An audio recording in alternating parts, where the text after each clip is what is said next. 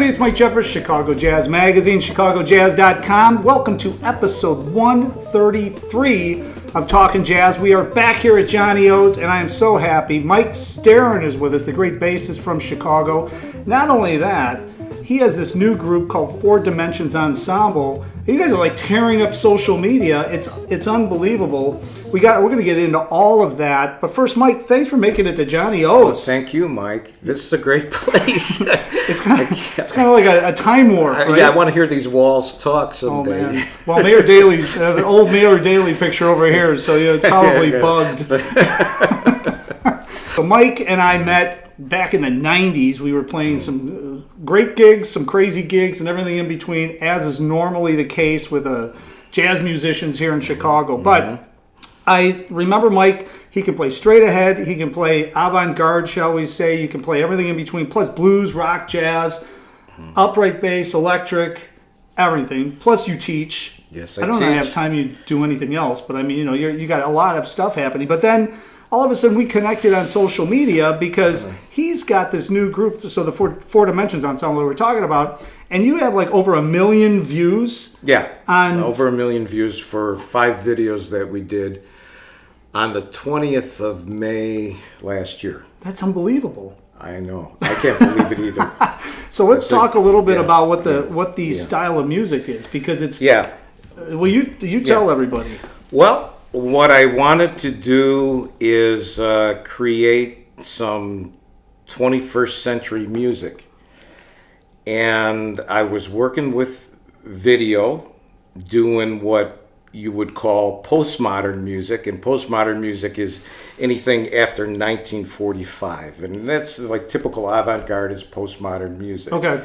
And I was doing some stuff with Rich Corpolongo and Steve Magnone, Joe Valentino, Rich Corpolongo,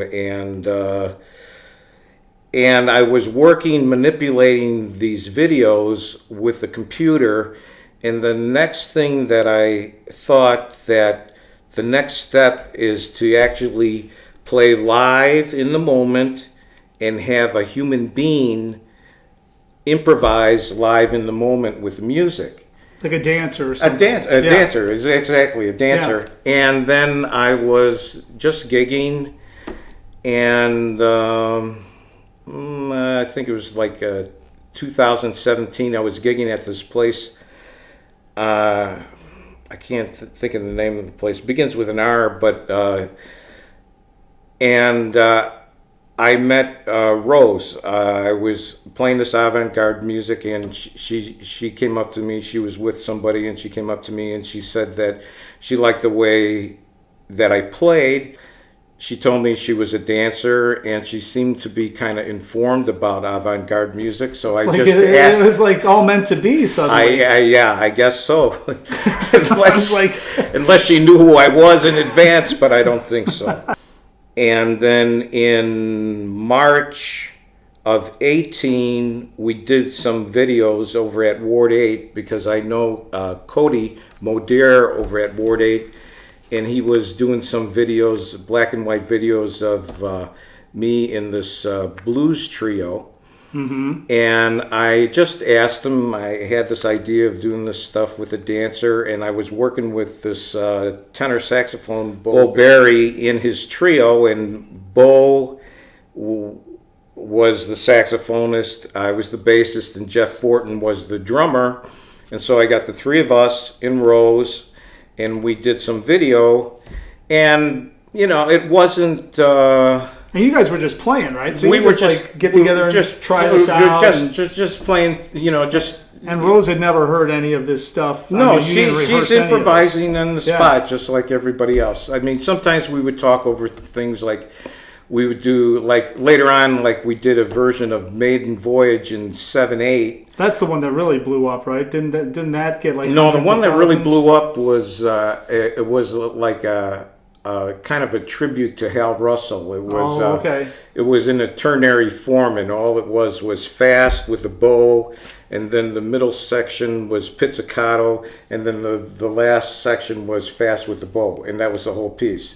Okay, so So exactly what Kanye West does when he has all his hits too. right. Except he uses tracks. Well, for yeah. it. Yeah. So no, but that one, that Hell Yeah. piece actually got almost. Now it's probably at about 575,000 views. And a lot of those views are 10-second views because Facebook called me up. Oh, they did? Yeah, they wrote to me, and then I had it. They actually gave me a free consultation for a half hour to let me tweak my target audience. Oh, wow. How lucky! That's how great like is that? unbelievable. Yeah, how great is that? Jeez. Yeah, so And then you got visited by the FBI because of the right. Russian Well, man. I've always been visited by the FBI and the extraterrestrials too. That's been going on for a long time. It helps the creativity. Right. It helps the creativity. Get some of that off-planet energy. You see Sun Ra go by. Right. Hey, wait a Sunrise. minute. Hey, I know him. So you tweaked everything, and it's just started taking off. Yeah, well, yeah. When I tweaked it with them. Well, before I tweaked it with them, this is unbelievable. You know, you have to. I saw it going. Okay, and if anybody that knows, if you have videos on Facebook, you have the opportunity to promote them, and you can see how they move. And if they're really moving, like the things that I did with Rose, when we had a professional videographer, organically in like one day they'd have 3,000 views. Yeah, that's organic. That's unbelievable. That's a lot. Yep. So you know you have something that has legs. Right. So you know you have something that's worth investing in. Mm-hmm. And if you don't have something that's worth investing in, it'll just go nowhere. It doesn't matter how much money you throw into something; Right. it's just not going to move. But if you have something that moves, you're foolish not to take it to where it can go. Yep. And so, and then we were talking before about investments, and the investments that I put into it was far less than if I ever tried to produce my own CD and have 500 copies. Yep. And then the thing is, you produce a CD, you got to get it to people. Yep. So I didn't produce a CD, but I got it to 1 million people. Yep. For a fraction of the cost. Mm-hmm. So I think that really today, that's the paradigm for me. Well, you're preaching to the choir. You're preaching to the choir. So Yeah. I mean, you know, that's a whole thing. Yeah. That's a whole show. I mean, and you can do it. You own everything. Mm-hmm.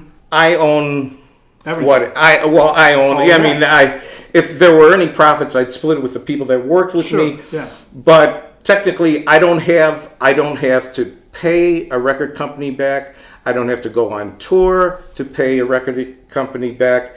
I don't have a record company owning. Right. If I want to publish, I could publish it wherever I want to publish. Mm-hmm. Nobody's getting in my way. That's it. It belongs to me. Well, and the people involved. What happened? Did that really help spur, obviously, more interest in the group? But did it help do anything else? Well, one of the things that I could say touched me the most is that Mark Mattson commented on it, and that meant a lot to me. That Mark would comment, and he said some good things about it. And when it's funny. Those videos really took off in India first. They took off in India. Wow. Yeah, that's where they really, and I have a lot of likes from people from India. Yeah. Well. But it doubled back around. And the thing is that the beautiful thing is it doubled back around, it comes to Chicago, and then people here are looking and saying, and looking at the numbers it had. Yeah. And so it all worked. It all worked well, but it's always a thrill to get a comment for me on there from somebody that I know, And or somebody respect, that know, somebody, yeah. that I know and I respect, or somebody that knows me. Think about this, and this leads us really well into talking a little bit about your background too, because, I'm sure you know Jazz Occurrence, right? I mean, so he paints, and while the music's happening, it's like all in the moment, okay? All of that's happening. Louis, Right. Achenbach, all in the moment.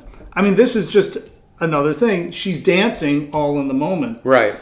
And I can remember, I think you and I were talking about it once. I do remember talking to Rich Corpolango once about this, since we brought Rich up, and he was really into this whole scene too, is that he doesn't call it like, because as a musician, I never really played that stuff and didn't understand it until I started understanding the thought process of what was happening. But they talk about spontaneous composition. Yeah, Rich had a group called Spontaneous. Okay. With So- Doug Lostrom. I just saw That's Doug right. a couple days ago. Yeah. Yeah. I think Wertical played on some Yes, of he those was too. the Yeah. drummer in there. Yeah. So, but spontaneous composition, and when he mentioned that word, I'm like, well, that makes sense now, because they're composing. They're not just randomly doing stuff. Oh, yeah. And that's kind of how you came up too, right? I mean, you Oh, played yeah. jazz. but you were- I've got a bachelor's in composition from DePaul University. I don't put much credence in somebody unless they can make sense. And I don't really put much credence in somebody playing outside if they can't play inside. They've got to, this is the fun. And Rich is such a consummate musician. And I've heard from some of these ding-a-ling, I have to say ding-a-ling, avant-gardists call him a bebopper. This guy is a mastered avant-garde musician that could play rings around any of those people 40 years ago. And it just blows my mind. If you really want to play avant-garde, you've got to have it together. It's the same thing with Hal Russell. He was not just some flight in the pan. He had a track record. Joe Daly, that's the original Joe Daly trio. You have Joe Daly, Russell Thorne, and Hal Russell.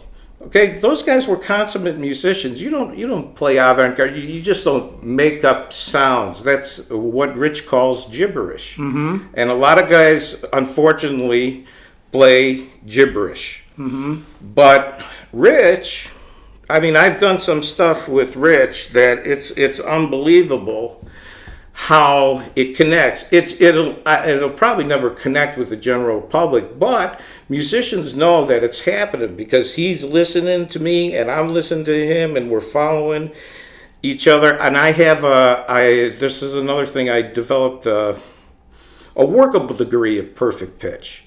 And I believe you can develop it. And if you really, and what you got to do, if you're really playing free, you hear somebody's playing an F, you hear somebody's playing in C, you hear that C, you hear that B flat, you hear that D, and you moving together, You can harmonize that. And then not only what's more important than the perfect pitch is the relative pitch.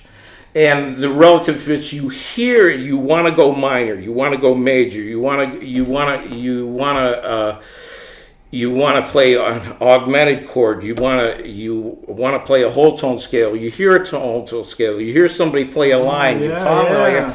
But that's really playing free and really playing music. Yeah. That takes time. I don't think enough stuff goes into some of this quote unquote improvised or avant-garde music, where people that don't know about it really understand what's going on, and then they think it's some crazy stuff. But if you are a casual music listener and you understand what the musicians are thinking about when this is happening, it opens up your ears, your mind, and it's a more enjoyable experience for people that aren't familiar with it. Right. And I think that's key. Thanks for having me. No, it was definitely. such a wonderful opportunity. Oh, well, I'm glad you're here. So everybody check out facebook.com/Michael Staron Music. And of course, this is how I always end the show. If you don't, hopefully I'll see you somewhere, and I'll see you at one of Michael's performances somewhere soon. But if either one of us don't see you there, hopefully we will see you somewhere out on the scene.